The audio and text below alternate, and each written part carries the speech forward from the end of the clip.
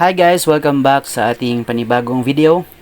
So today guys ay itatry naman natin mag-transfer ng pera from CIMB Bank to GoTime Bank naman. So tapos na tayo dun sa GoTime Bank to CIMB Bank.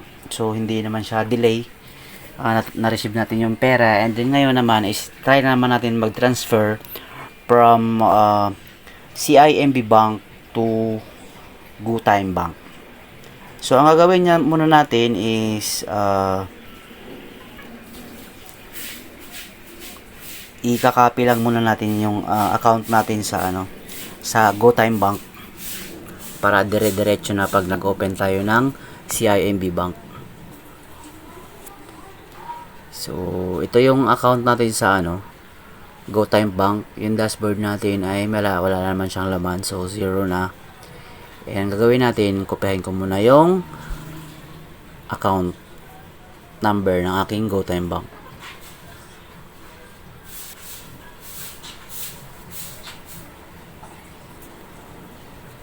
And then nakopy na natin, and then ang gagawin natin is punta na tayo sa CIMB Bank Philippines.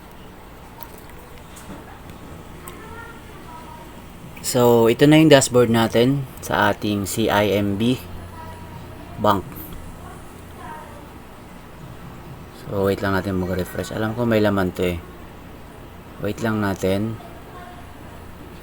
Ayan, kung makikita nyo meron ako dyang 135.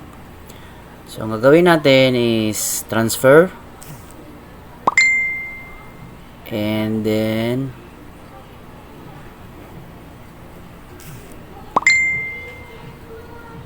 to other banks.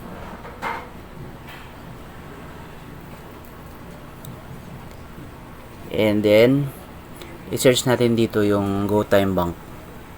GoTime. Ito siya. So wala pa siyang logo.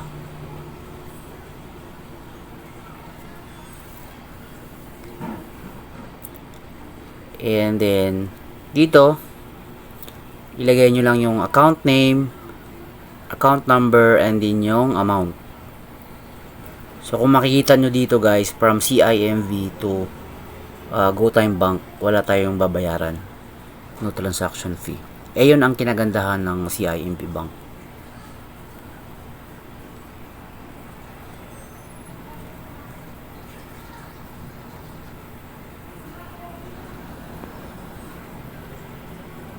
So, paste lang natin. And then, yung amount natin is gagawin nating 115. Ayan. Once na okay na guys, so, double check nyo na lang yung details, and then, i-click nyo na ito yung continue. And then, confirm nyo lang. And then dito is yung passcode ninyo. So, enter nyo lang yung passcode. And then yung makikita nyo is transaction is successful na yung transfer nya. And then i-click nyo lang yung done. And then punta tayo sa ating GoTime Bank kung na-receive na natin siya agad-agad at hindi ba siya delay. So, GoTime Bank.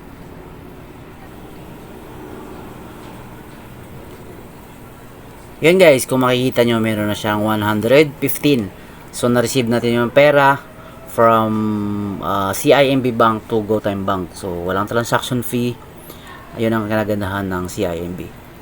So, hindi siya delay. Na-receive natin yung pera agad. So, yun lang guys. Thank you for watching.